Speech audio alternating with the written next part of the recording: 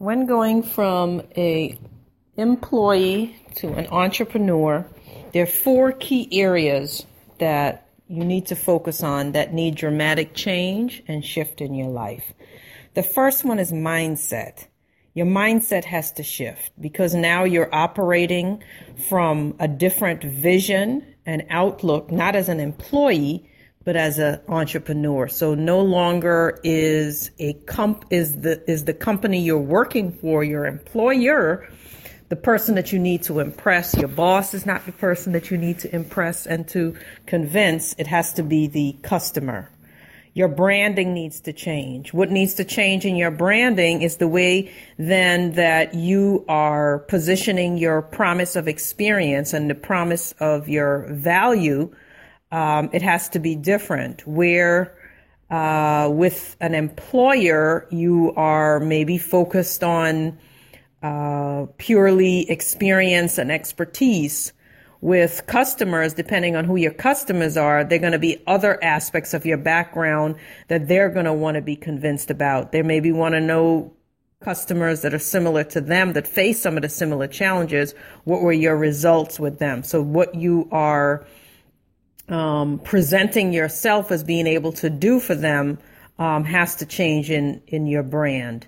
The marketing both in terms of how you market yourself as well as the marketing messages that you're going to use to draw in your ideal clients is obviously different. When you're looking for a job and looking to land another position as an employee, you know, the main marketing materials that you're using are going to be your resume or a LinkedIn profile, sometimes a bio. When you're trying to land the ideal client, the messaging is different. Not only is the messaging different, the marketing is different. Clients might find you online. So then, yes, you would probably still have a LinkedIn profile, but you might need to take it further than that. You might actually have to have a company LinkedIn page.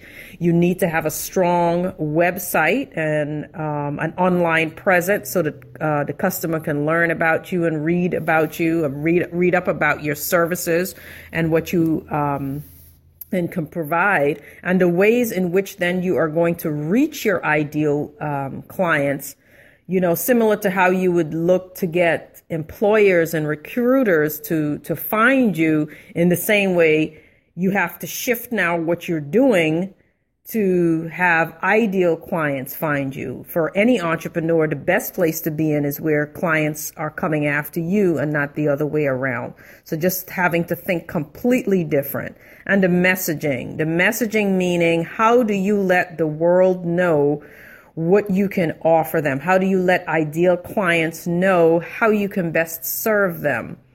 Is going to be very critical.